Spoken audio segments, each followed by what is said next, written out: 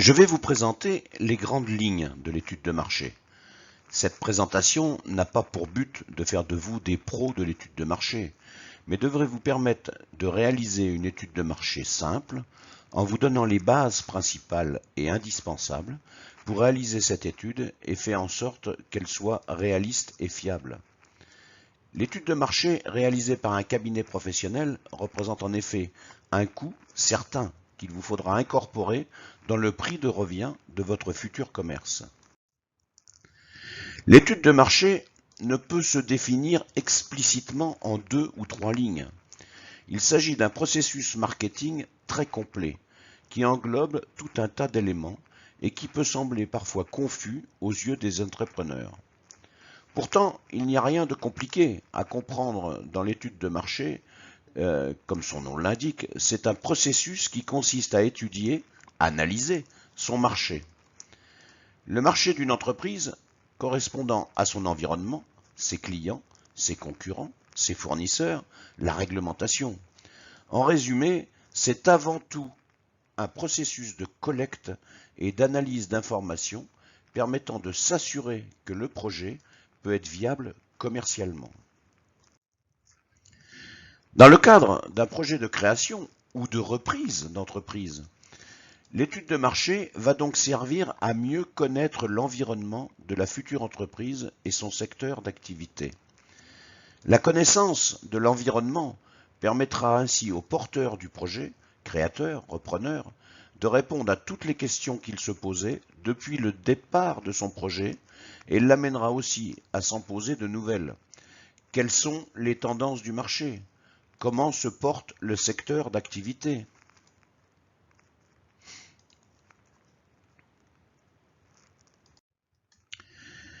Qui sont réellement les clients potentiels pour mon projet ? Quels sont leurs profils ? Où sont-ils ? Combien sont-ils ? Mon projet peut-il leur plaire ? Correspond-il à leurs besoins et attentes ?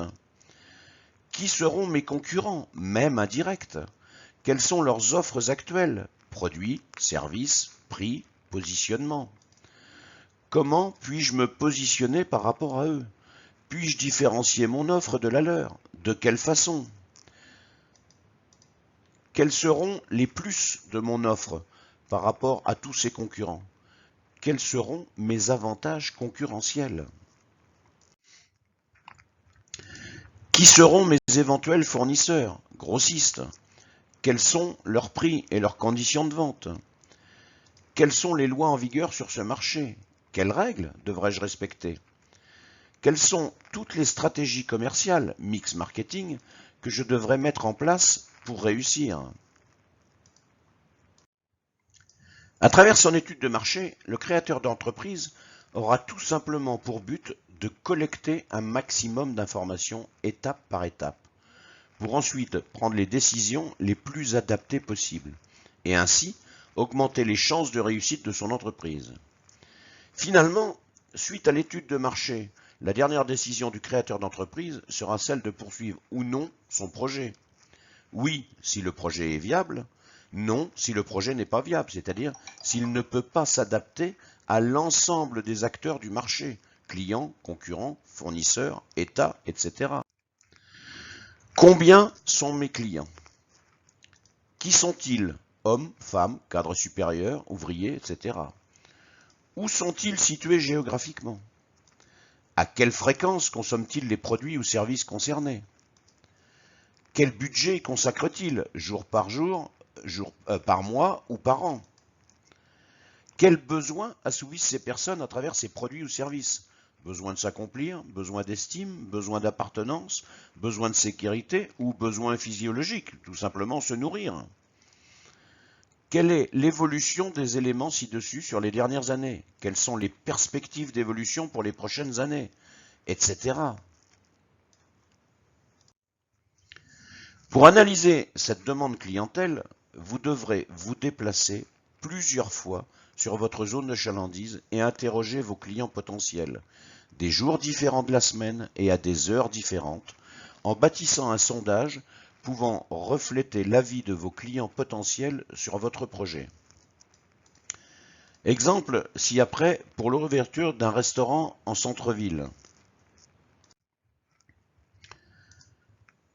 Bien entendu, les questions proposées ici ne sont que des idées générales, et il vous appartiendra de construire vous-même vos propres questions, qui devront être pertinentes avec votre projet.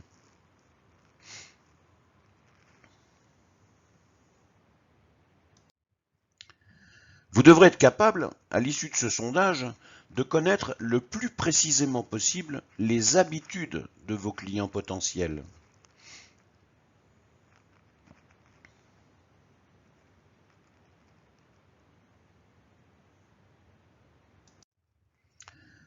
Ainsi que le budget qu'ils sont prêts à consacrer en fréquentant votre futur établissement.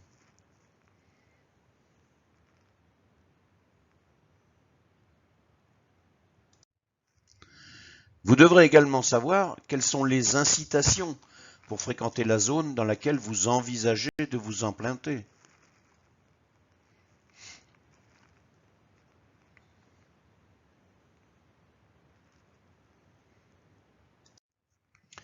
Vous pouvez également intégrer d'autres questions, telles que homme ou femme, combien de temps consacre-t-il au déjeuner, etc.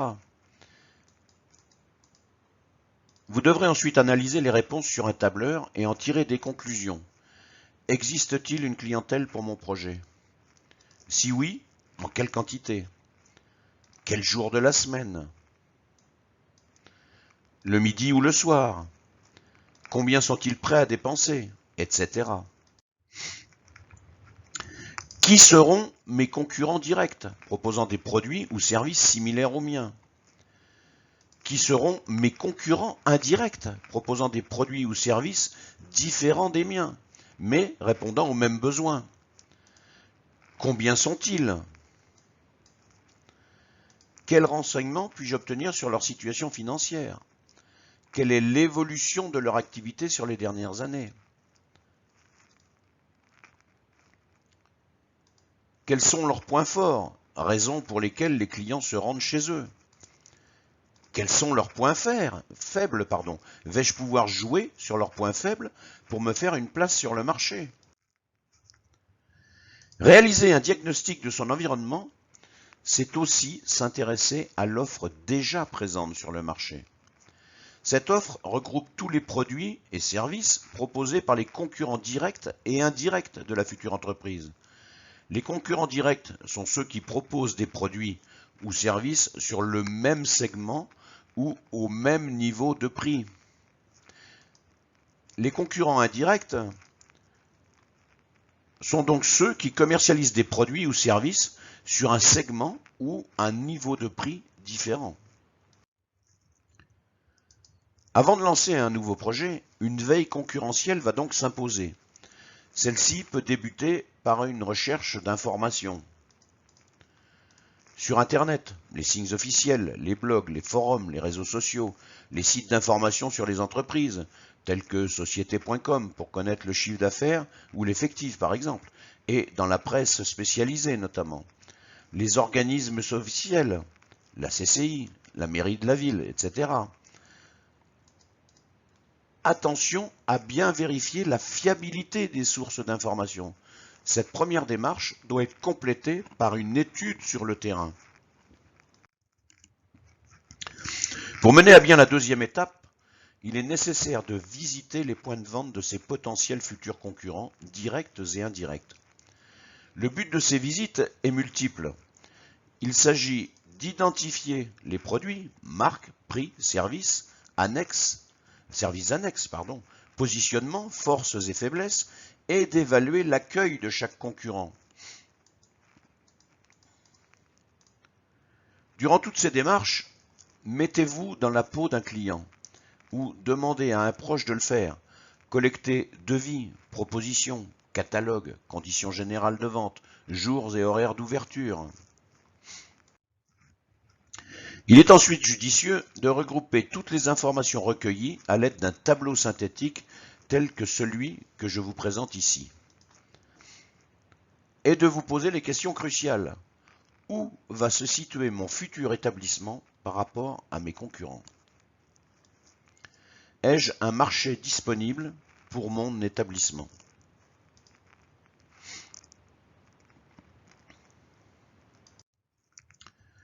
Pour vous aider dans votre décision, vous pourrez calculer la part de marché de chacun par rapport au chiffre d'affaires total du secteur.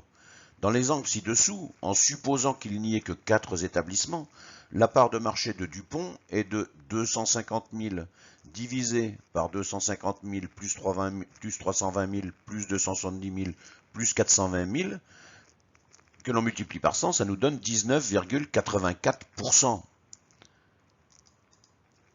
Vous pouvez également faire ce calcul par secteur ou catégorie de restaurant ou toute autre segmentation qui vous semblera pertinente.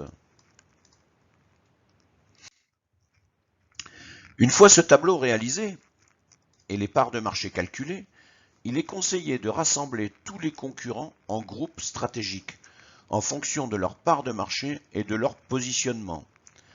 Par exemple, cette analyse se présentera sous la forme suivante.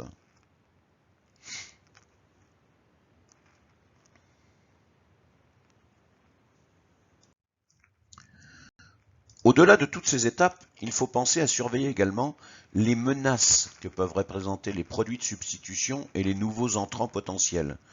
Ces menaces sont définies par le professeur de stratégie d'entreprise Michael Porter.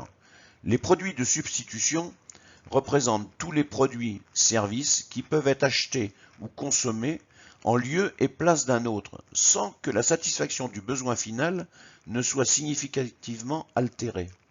Les produits de substitution ne se situent pas sur le même marché, mais ils sont une alternative à l'offre puisqu'ils répondent aux mêmes besoins.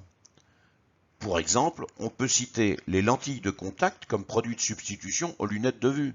Un même besoin, celui d'avoir une vue plus nette. Concernant les nouveaux entrants potentiels, il s'agit de toutes les entreprises susceptibles d'entrer sur le marché.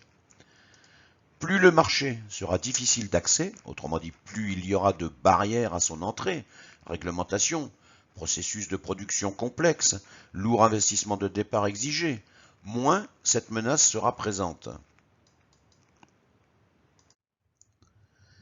Bien évidemment, l'étude de l'offre doit être menée à l'intérieur même de la zone géographique visée par le projet. Elle doit être réalisée en amont à la création de l'entreprise, mais également tout au long de sa vie. Un marché est en perpétuelle mutation. La mort d'un concurrent ou la sortie d'un nouveau produit sont des facteurs parmi bien d'autres de cette mutation et peuvent entraîner des changements stratégiques pour l'entreprise. L'étude des fournisseurs constitue la troisième étape de l'étude de marché. Elle est tout aussi importante que les précédentes. Les objectifs de cette phase vont être multiples et vont amener à devoir récolter le plus d'informations possible sur le marché et sur les fournisseurs concernés. Dans une première étape, il va falloir s'intéresser aux relations de pouvoir avec les fournisseurs sur le marché. Pour cela, il existe une approche stratégique définie par Michael Porter et qui correspond à l'une des 5 forces de son modèle d'analyse, intrasectoriel. Le pouvoir de négociation des fournisseurs. Le pouvoir de négociation des fournisseurs sur un secteur correspond à la capacité de ceux-ci à imposer leurs conditions en termes de tarifs et ou de qualité lors des négociations avec leurs clients. Il peut être évalué en fonction de nombreux facteurs, dont ceux-ci: le nombre de fournisseurs dans le secteur. Plus il y a de fournisseurs, moins le pouvoir de négociation de ceux-ci est élevé. La substitualité des offres des fournisseurs. Si les produits proposés par les fournisseurs du secteur peuvent être remplacés par des produits d'autres secteurs, alors cela affaiblit leur pouvoir de négociation. Les coûts de changement. Le fait de changer de fournisseur implique parfois des coûts de changement, notamment dans le cas des secteurs industriels dans lesquels des changements de composants peuvent conduire à revoir tout le processus de fabrication. Plus les coûts de changement seront élevés, plus les fournisseurs auront de pouvoir. L'importance dans la qualité finale du produit ou sur la structure de coût. Lorsque les composants proposés par les fournisseurs sont indissociables de la qualité du produit final et de la perception de celle-ci par les clients, alors cela placera les fournisseurs en position de force. C'est le cas dans les secteurs où les stratégies concurrentielles reposent sur la différenciation des produits, par la qualité de celui-ci, par l'image de marque, par l'innovation, et non sur les prix. Dans le cas des secteurs où les stratégies reposent justement sur une compétition par les prix, les composants seront tout aussi importants puisqu'ils influeront directement sur le coût de production et donc sur le prix de vente.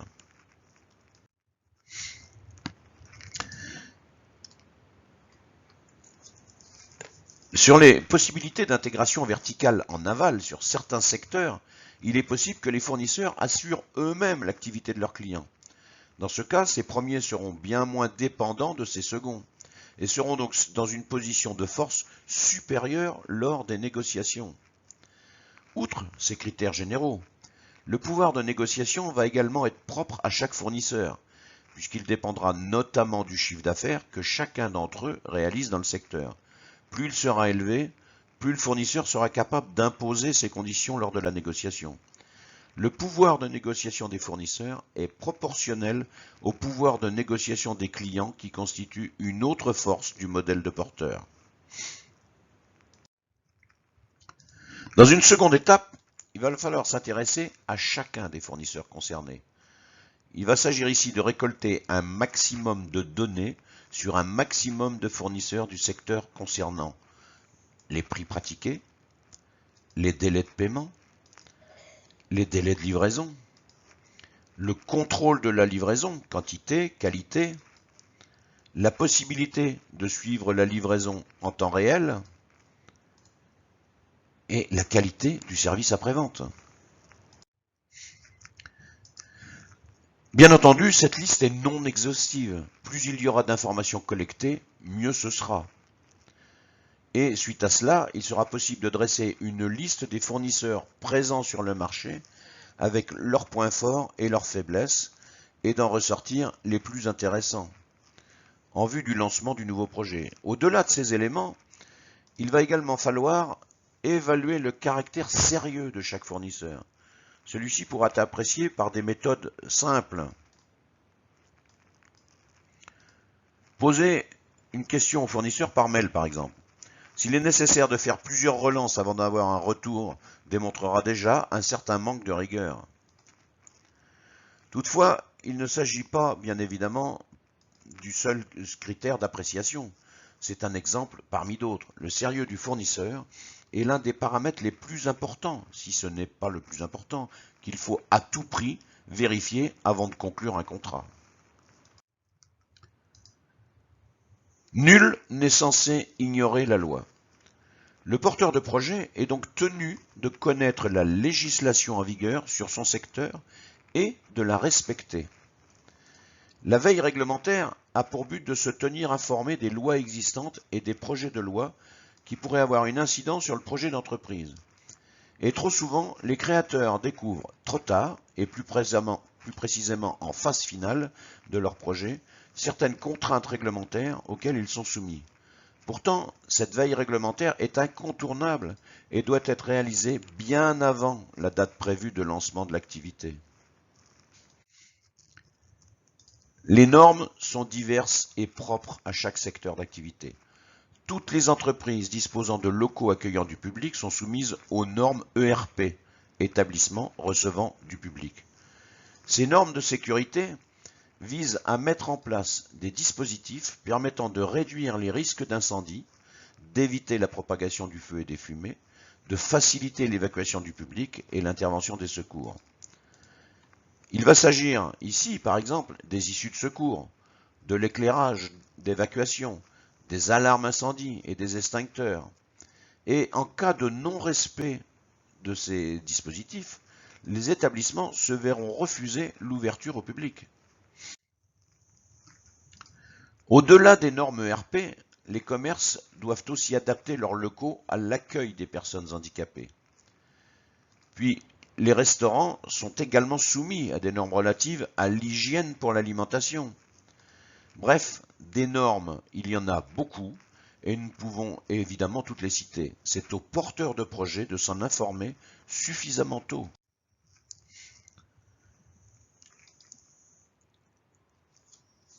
L'ensemble des éléments lointains qui concernent l'environnement peuvent avoir une influence sur le projet.